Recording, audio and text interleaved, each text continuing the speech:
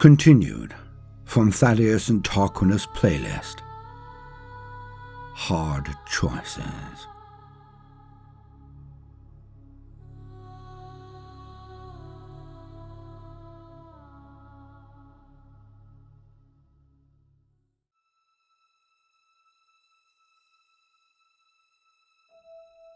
I checked the records again and again as the surviving parties flew back. But one can only deny reality for so long. The entire capital ship, the wreck that was tens of miles long, it was annihilated, erased from reality by the waking of a wrathful evil of yesteryear. Nothing could have survived an explosion of that size and intensity. Nothing and nobody. He is gone. Tarquinus is dead. The initial shock has passed, but the reality now comes pushing through the denial to believe it has happened, through the rage at the injustice of it all, the sheer waste. Now, all we have is misery, and then tomorrow.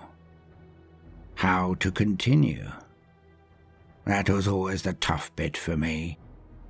But we have our mechanisms. We are the Thaddeus. We endure. And I have my faith. If this is what has happened, then it is all a part of his plan. I may not like my God at the moment, but I will not deny him. I will not blame him. This was my fault. Not that everyone has the same view, of course. Ursula is with Santara. I could not think of a better person to send. But the girl had to be told. Barbon, he was the biggest surprise. When the transports came back to our ship, Holy Throne, I had not seen him this enraged since Bellinger 5, and, in some small way, he spoke for all of us. Well, shouted is a more accurate way of putting it. When the explosion went off, all parties were ordered to return, and they did so at top speed, ignoring all but the most fundamental procedures for safe docking. One transport went directly to the Leagues of Votan kinship, the one with the solitaire. The other returned to us here, the one with the Farseer on it. Tan Irinade, the Heart of Fire. I had made my way down to the hangar with Barbon. When the transport gangplank came down, Devlin was first to alight, with a face like thunder. Valuntar, the tech priest and the entourage of Saurat, and many kin had also been on board when it happened, but also two of Devlin's Catachan brothers, Fullen and Foras. It had only been minutes, and Devlin was livid. He spat in front of the Eldar as it rushed down to talk to me. The Farseer saw this, of course he did, but he ignored it. He was frantic, as only an Eldar can be, a whirlwind of emotions barely held in check by his ancient will. But it was obvious he was as overwhelmed as the rest of us. He came in so close, he did not stop. He was obviously intent on giving me some form of hug. But I raised my hand, and from over my shoulder, Barbon actually growled a warning at him. No words, just a growl. The kind I had only ever heard emitting from a son of the Rus, an animalistic rumbling that alerted the Farseer that the Marine was not only wrath with him, but also a blatant warning to back off or face the consequences. Tan Irinade deftly removed his helm, and his face was a travesty. Gone was the usual composure, the calm, watchful, imperturbable shield he always wore.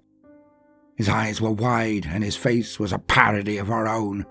So expressive, so distorted, so alien. His anguish and fear were writ across every inch of his features.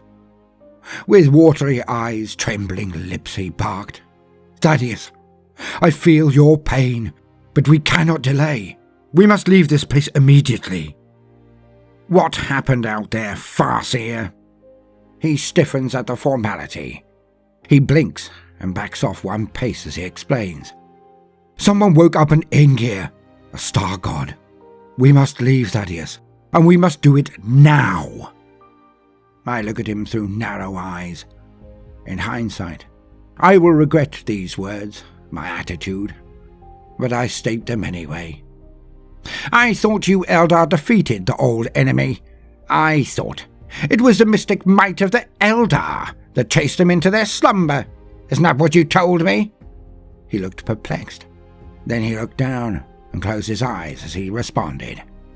"I understand. I am sorry, Thaddeus. I loved him too. But we must leave.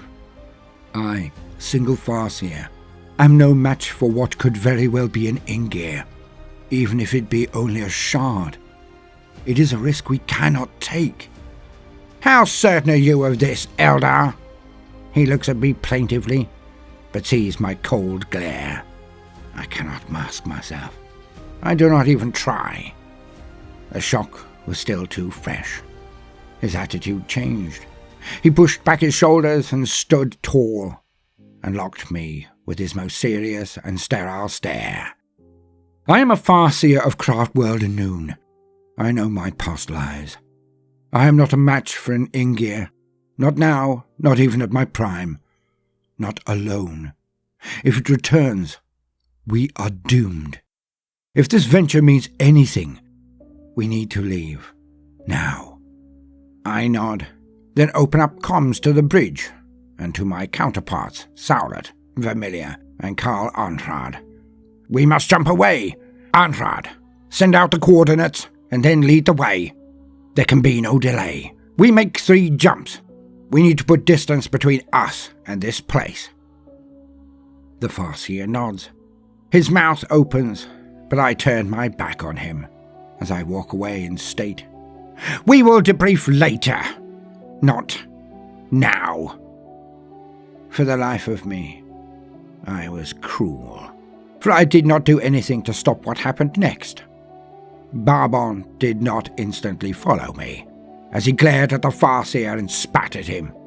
"Got any leaves to interpret? Any omens to dissect? Why don't you tell me my fortune, soothsayer?" "Pah! The vaunted powers of the Eldar. Pathetic. What use are you? Did you foresee the attack on our camp by the enemy? Did you scry for where he is hiding? Did you not ever see the coming of your Prince of Pleasure? Did you have a tingling over the death of Tarquinus? No, no, no, and no. You flounce about, proclaiming yourself oh so superior, but all I see is a smug, inept Xeno-witch.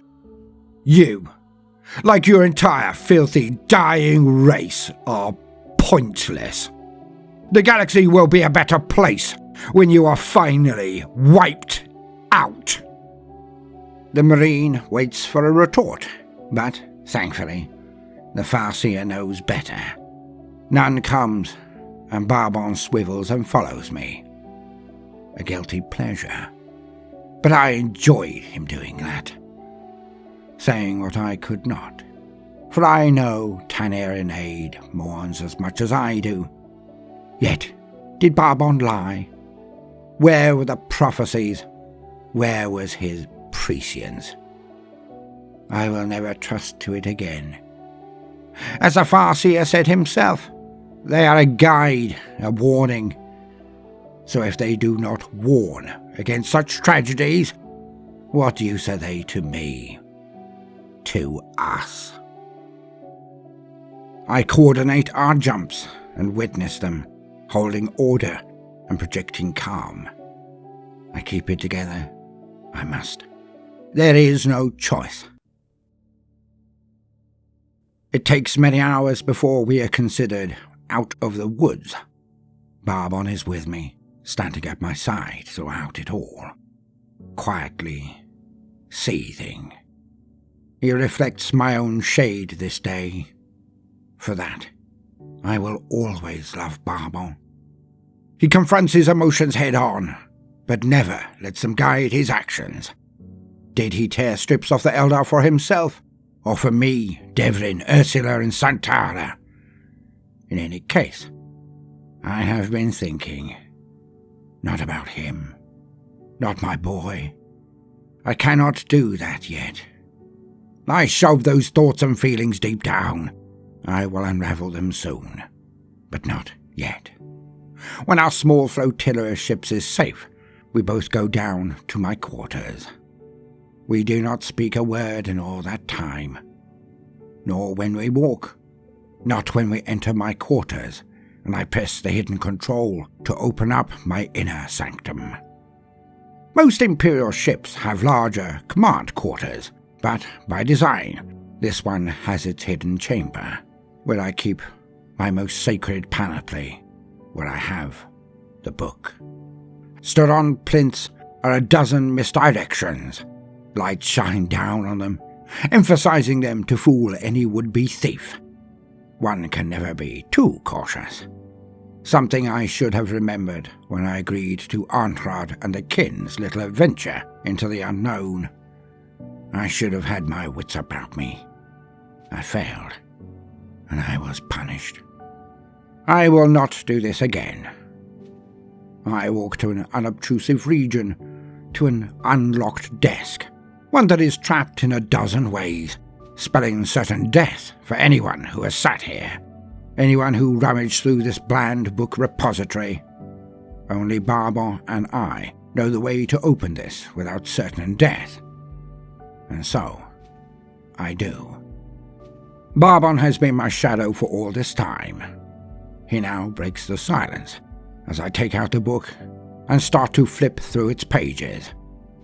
Is it time already? So soon? I see no reason to delay. I find the correct page and tear it out of the book. I walk to the fire that is always burning in the hearth, and I speak the words.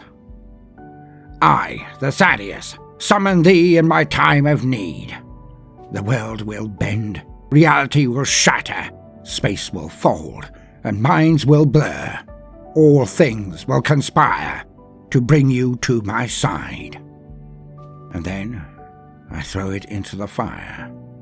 The page burns, the name searing last, and sparks float out and seem to disappear into the universe, a shower of light shifting into the immaterium. Who? Rumbles Barbon. Pious. Your second pupil? A dangerous choice. Yet all we have. Remember what you told me all those years ago? Does the Thaddeus still feel the same way? Have you considered this in full force? Not since we found Tarquinus. But you know, we analysed this before. Pious was always our last resort. We shall see. Perhaps age and experience have changed him, Barbon retorts. No matter what. He is now summoned. Yes. The line must continue. Yes, I suppose it must. We both stare at the flames until they die down again. Now, I should meet with the others. And the Marine now turns to me and puts his hand on my shoulder. No. Now we grieve. I will stand watch outside. None shall pass my vigil until the time has passed. I cannot spare 24 hours now, my friend. You have no choice, Thaddeus.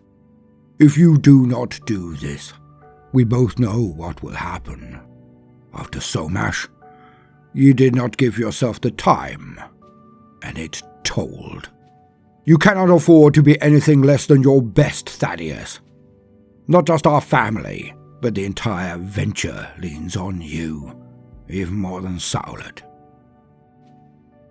Then it begins now. Go. Stand vigil for him. Get it all out, old friend. Get it all out. I shall try. But when I leave this room, we will never speak of him again. Is that understood? I know. I will tell the others. See you tomorrow, Barbon. See you tomorrow. And with that, he marches formally to my door, and through it. As it closes, I can see him standing outside. He has drawn his power sword, stands watch with it in hand, its tip stuck in the deck in front of him. With anyone else, I would hope they did not hear what happens inside. But it is Barbon, my first and oldest friend. So I need feel no shame. He knows me inside and out, and as the door closes, it begins.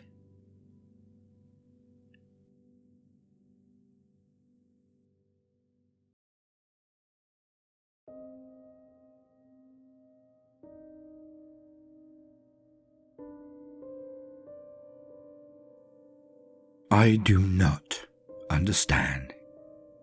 I stood and weathered everything that butcher in black dished out. I held my tongue. I did not respond to the glares from the Catachans. I did not rise to any provocation from their women. As one comes at me with claws and spittle, the other attempting to control her, Santara swipes across my face. I duck back just enough to avoid my eyes being raked, but permit her the balm of seeing my cheek bleed, before she is drawn backwards into the arms of Ursula. Still screaming at me, of course. Those are nasty talents Santara has, but what can one expect from the Monkey? I took it all. I walk, head held high, until I get to my own dingy excuse for quarters. I walk inside and the door closes behind me. I breathe out hard as I lean back against it and close my eyes. I cannot take the dull ugliness of the grey square in which I must reside. I despise this place. Pity those who think this any way to exist. Their colourless lives, their tasteless food, their slow and simplistic minds. I feel the emptiness to my very core, as if someone had reached in and scooped out my heart. Strange that I react this way. He was only a mortal, an ungainly mockery of our own grandeur. Yet he was my pupil. He was mine to guide, to nurture, to defend. And now he is gone. Slain by an enemy that was never his, in a place he should never have been. I caused this. I permitted this to happen. It would be so easy to blame the Naugrim's greed, for would we be there at all if not for their avarice? It would be so easy to channel my rage towards Volontar, the idiotic tech priest, the one who caused his death. It would be easy to even pass this off on Thaddeus. He permitted it, every bit as much as I did. He is the one responsible for the boy, not I. But that is all cowardice. They know not what they do. It is why I am here, to guide these doltish gadflies in how to hunt an immortal, a being of true power. I could have ignored the demands of the grubbing kin. I could have enforced my will, and only had one party go across, and led it personally. I could have done a million things, but I did not.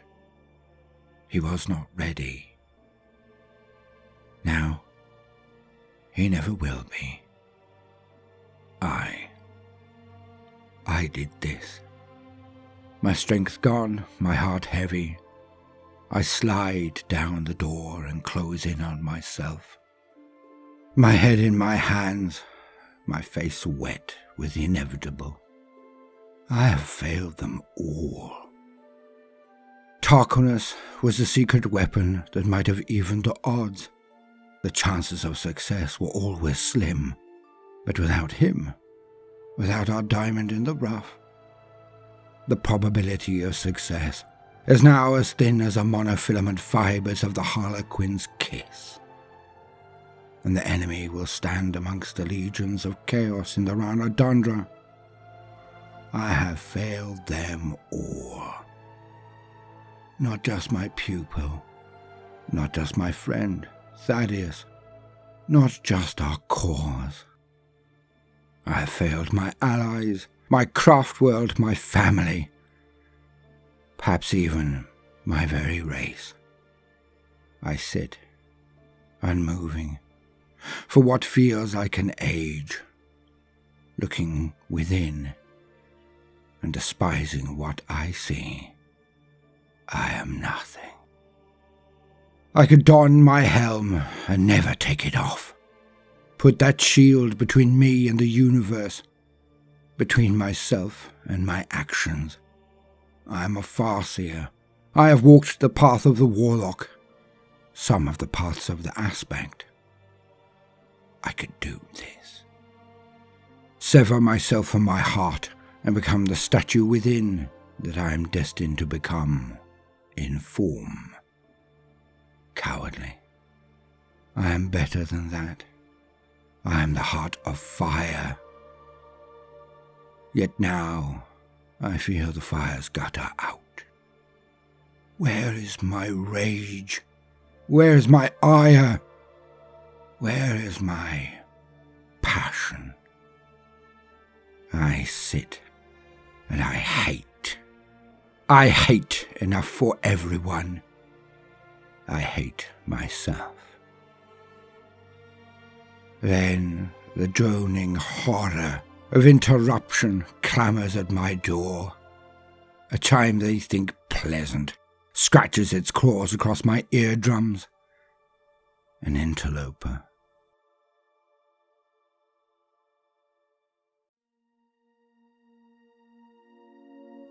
I banish my anguish and stand tall before I touch the icon on the wall with my mind, and the doors slide open. I turn to face whomever it is who shatters my peace. And there he stands, short but wide. Orange fur covers every inch of him but face, palms and soles. It is the Jero. I bow to Louis. He does so as well, wide eyes never removed from my own.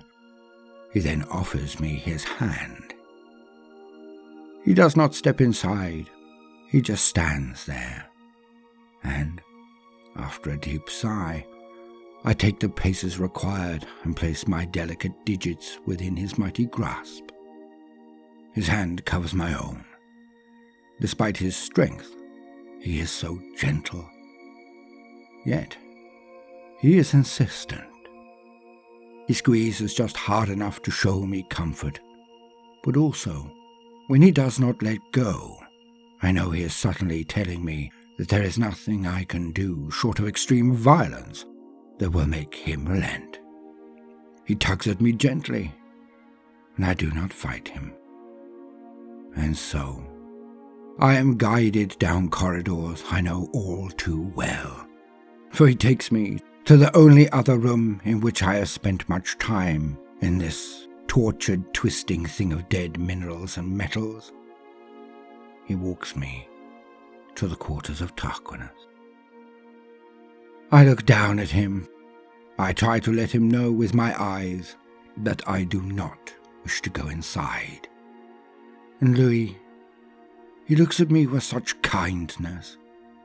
He nods. He understands. But then he raises his eyebrows, and that mad grin splits his face. I, of course, see no reason for levity. Yet he is a Jero. He is one of the old races. One of us. So few of us left. I must honor him, even if I do not understand his motives or actions. He waves a briefly illuminated palm over the controls, and the doors slide open. I wonder if Thaddeus knows Louis can get into anywhere on this ship. It is certain Barbon would not be happy if he knew. I let my ruminations distract me from the vision. But I have to let this happen. I look into that room, and it now seems so empty. Without his mischievous grin under that ridiculous mop of hair. Without Tarquinus. This place is just an ugly grey box again.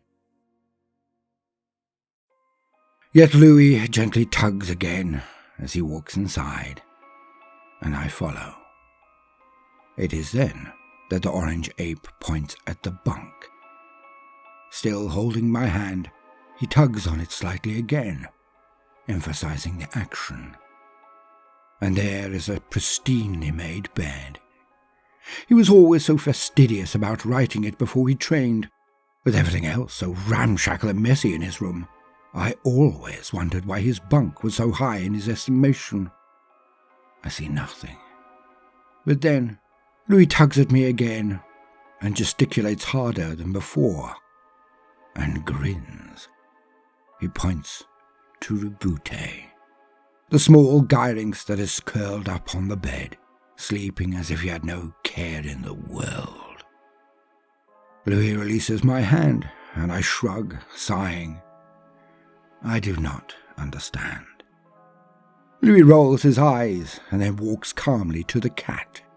He strokes it with one of his fingers until its eyes gently open. The cat yawns and stretches, and then lies on its back and plays with the hand of Louis, swiping at it whenever Louis goes to retract it from the duty of paying the gyrinx attention. Louis open palm gestures to the gyrinx with his other hand as he beams at me, with his lips curled back, and laughs in his strange belly laugh. I watch on. Then my eyes widen as realization hits me with the power of a bright lance. My heart bursts with joy as I join him. I laugh, wide and deep. The cat now looks up at me. It scowls. Louis scoops it up with his mighty arms and cradles it as he continues to keep it entertained. He gestures to the door. I nod, and we walk with purpose to our next location. He is stood there, solid as stone in his black armor, a warrior born, the most lethal their kind has ever produced. Perhaps he is the greatest, though I have heard that they have even nastier genetic travesties protecting their god-emperor's throne. I find this hard to believe. The Monkey are clearly mad if this is true. This god-king of theirs is not what they think if he was the hand behind such infamies. To twist and rewrite, to bastardize their own genetics, is to spit in the face of that which made them. For they are clearly made in our image, but by whom and why? A conundrum my people have pondered since we met the humans out amongst the stars. Of course, they were different then, not in form, but in substance. But it matters not one jot when dealing with them, and I now have to try to get past this fanatic. We do not have time to dally, this much I know. We walk to within a half-dozen paces, and I try. I need to see Thaddeus immediately. Barbon slowly turns his head in my direction, His jaw clenches and unclenches as he silently glares at me. "Not now, Zeno. Come back later. Much later."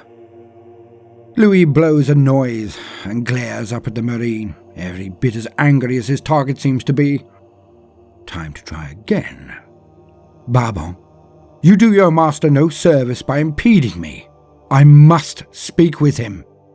He twists his hand on the pommel of the blade and brings it up to attention before him, between us.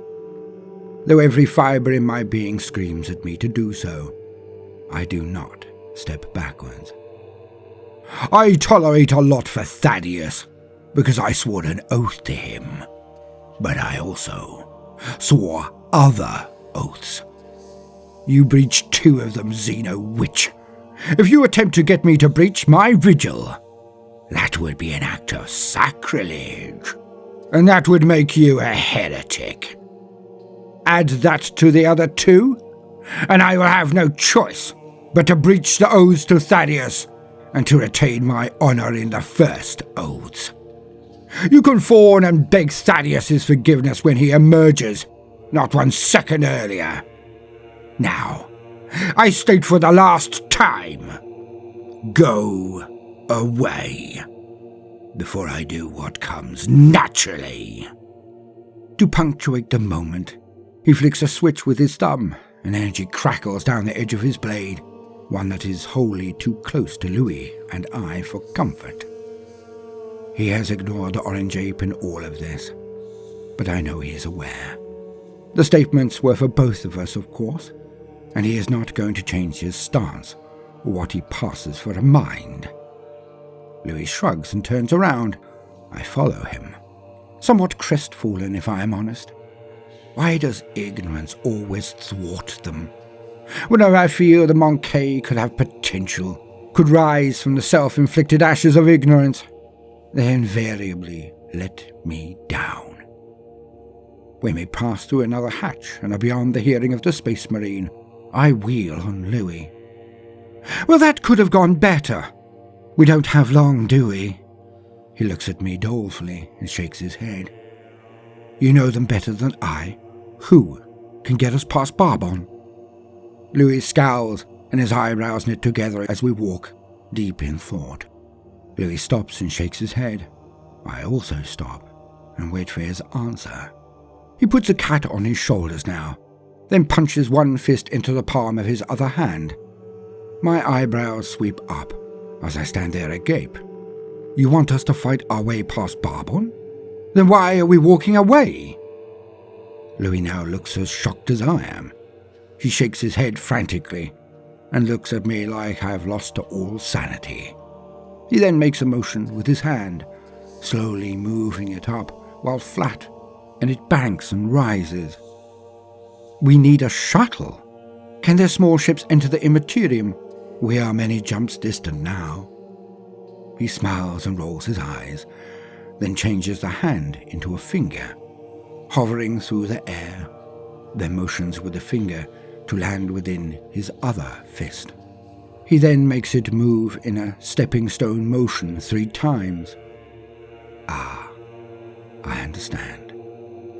I do not think they will let us do that. He opens his hands wide and looks at me as if I am a dolt. This won't be popular, Louis. He shrugs, and off we go. I need to talk to Ilhav Narayan, the cursed one, and perhaps even the one with the club.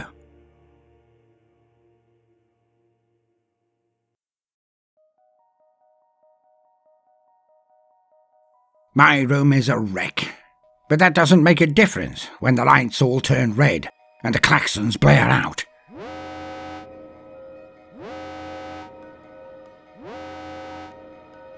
I jump to my feet and rush for the door. I almost crash into Barbon as he stands outside still, clearly in a dilemma. He is on vigil, he should not move, but the situation seems dire. My micro bead now in my ear, I snap my order. Bridge, this is Thaddeus, report. We have multiple situations. Breach in the personal quarters of Ursula. The gun deck is under assault. The hangar bay is under assault. And they are here. It's the Xenos! The connection is terminated. Barbon, patch into the internal vid feeds. We are under attack, all right. He nods and does so immediately. The bridge is under attack from the Farseer. He is neutralizing all hands. What? I say. I step back into my room and open the feeds myself. Thaddeus, Louis has Ursula. She is incapacitated. He is running off with her. I dart to look up and then hone in on the hangar bay. There is confusion. Most of the relays have been taken out, but one remains. I gasp as I see the judge running into menials and laying them out with his stun baton.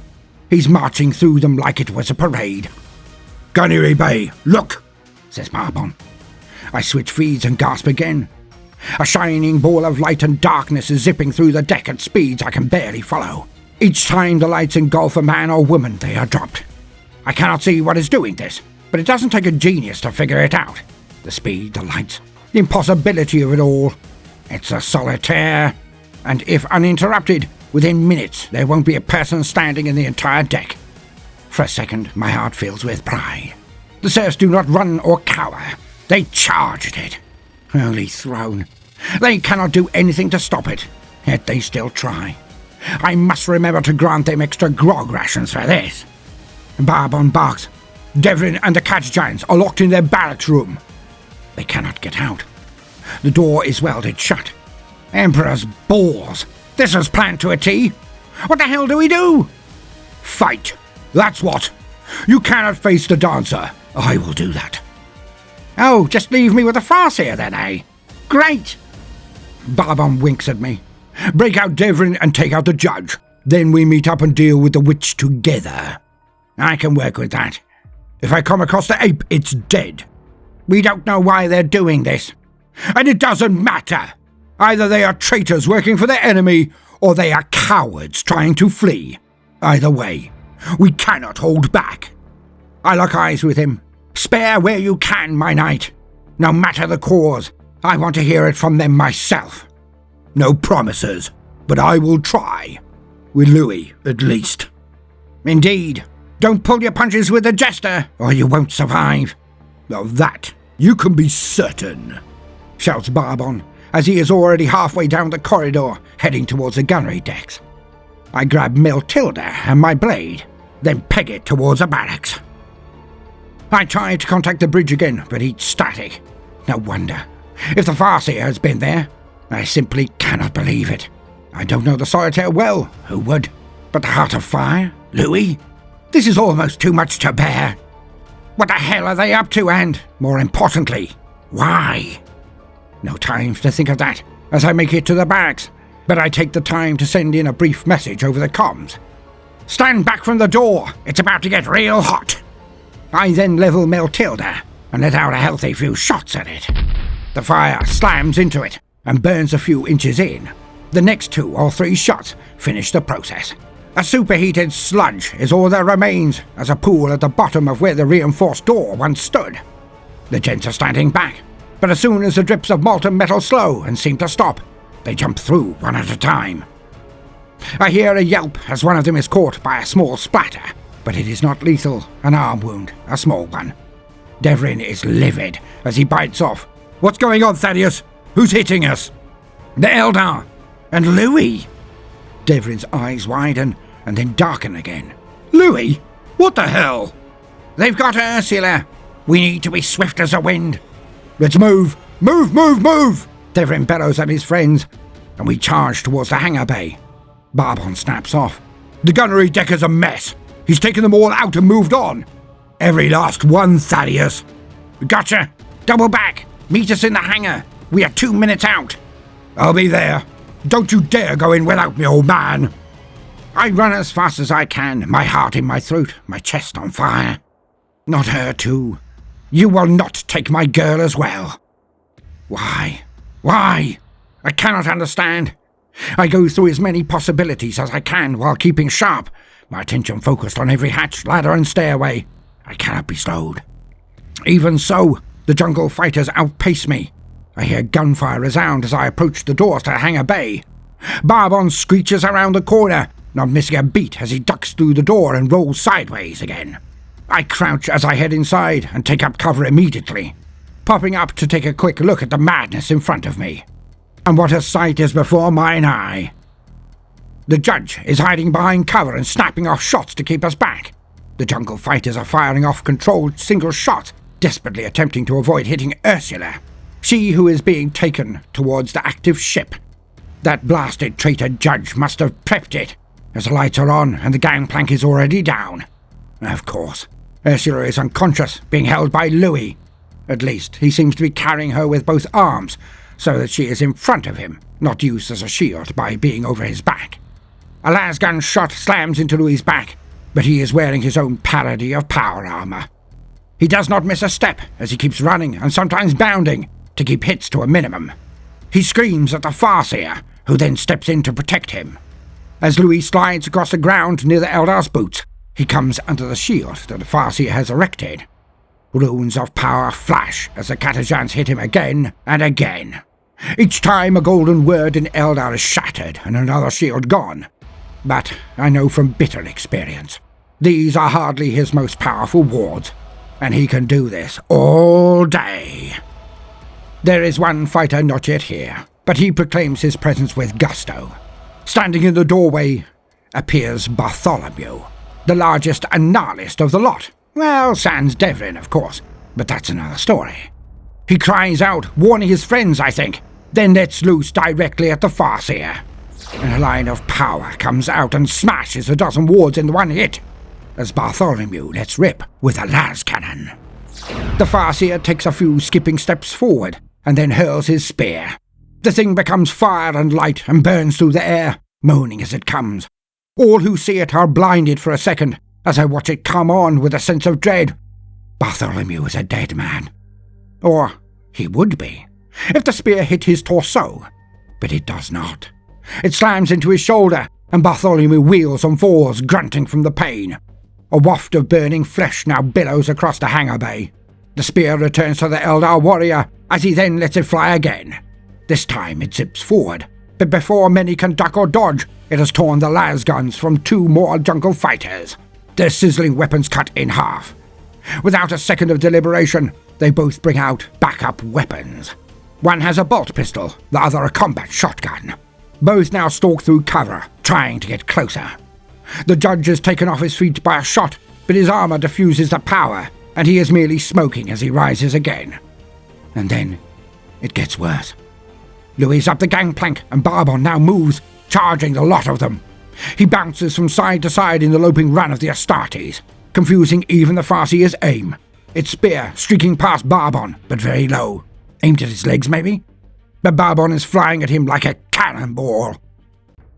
From the other side of the room, a door opens, and all hell breaks loose, as a preternatural sound fills the air, resounding off every wall, every crate, every transport.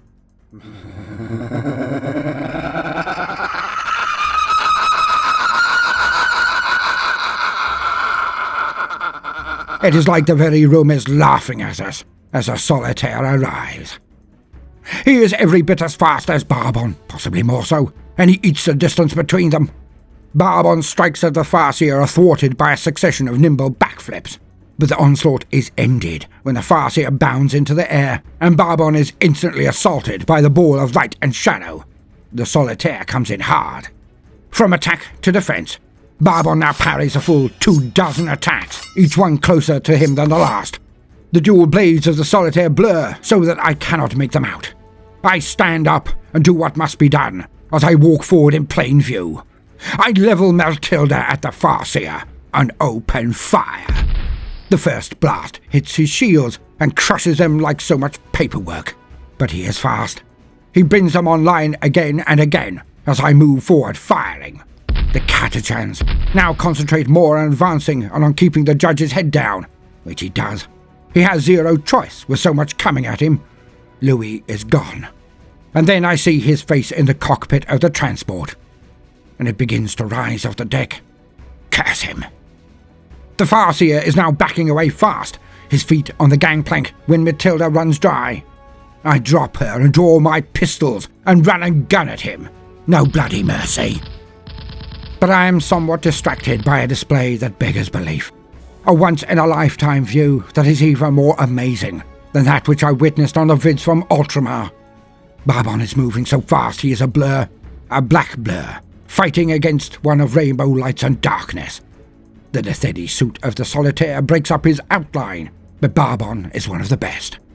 And his own sword crackles with power, so that there are endless sparks flying off the two as they mimic a twister and twirl across the centre of the battlefield. Then, it all happens at once. The Farseer sweeps out his hand, and half of the Catachans simply fall forward or backwards, like puppets with their strings cut. A clang resounds as Barbon is struck across his head, once, twice, thrice, each time the blade does not pierce the armour, and the ball of light is then smashed backwards as Barbon lands a kick right in its centre. A sickening sound of cracking accompanies the strike, as half of the Solitaire's ribcage must have buckled under the blow of Barbon's boot. Yet, after it flies backwards and bounces over a cargo container, against all logic, the Solitaire bounces up and cartwheels towards the transport. But I note, the cartwheels do not use its arms or torso, only its legs. Josephus, the judge, fires off a few shots to keep our heads down, then jumps onto the shuttle as well, joining the Farseer and the Solitaire. All three scrambling upwards into the ship as Barbon takes out his bolter and snaps off 3 shots. But each bolt is stopped dead by the Farseer's runes of protection. If they had not, each one of them would have no head. The doorway closes, and the shuttle turns. Barbon then runs towards Bartholomew, skidding across the ground and rising with the las cannon on his shoulder, preparing to fire. I then dive in between the Marine and his target. He curses at me. "Get out of the way, Thaddeus! No! Hold your fire! Ursula!" For the merest second, it seems he is considering moving so as to fire past me. I can see it in his legs. The way they tighten, they shift. But then, the tension in them is gone. He lowers the las cannon, but does not drop it, as he walks briskly to my side. I turn as he gets to me, as we all watch the transport penetrate the environmental shield and dart off into space. "I can still hit it from here. Give the word." I cannot. Not this time. They're heading for the Huntsman of the Soul. I know. How? Because that is the only ship I could not contact on my way down here. They're jamming us. I told you not to deal with Xenos. How many times did I tell you? If they hurt Ursula, this is on you, Thaddeus. I know, old friend. I know. I state as we both watch their shuttle reach the Huntsman. You seem incredibly relaxed under the circumstances. Given up, have we? Nope. Look around, Barbon. What do you see? I give him time. At least he does as instructed, and looks around the hangar, as I have done already. And he sees what I saw. He does not state it immediately. He looks around again, to be certain. The Catachans are tough. Whatever the witch did, they are shaking it off. He's not wrong, of course. The jungle fighters are indeed waking up. But, if I'm right, it has bugger all to do with their resilience. Tan Irenaid could have crushed their brains. Still not looking at Barbon, I say, "And?" "Oh," he sighs, but his stance alters. He is now down from high alert, and his gait changes again. He wants to be at attention. I know he does. "The hangar menials. There is no blood." And there won't be any. Either here, or on the bridge, or on the gunnery bays. "Nobody died," he says. Yes, nobody died.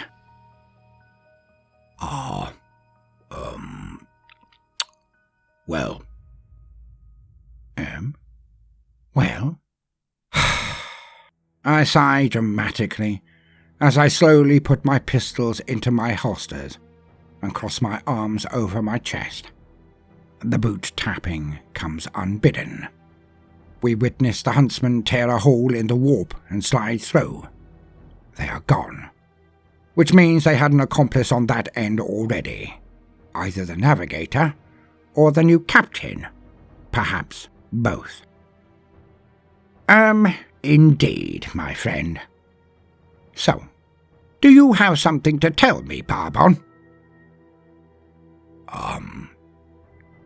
I may have had a conversation with the Farseer. And Louis, mayhap? He may have been present. My thumb and forefinger rise to the ridge of my nose as I close my eyes.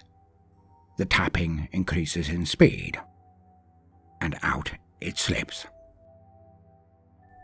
You tit.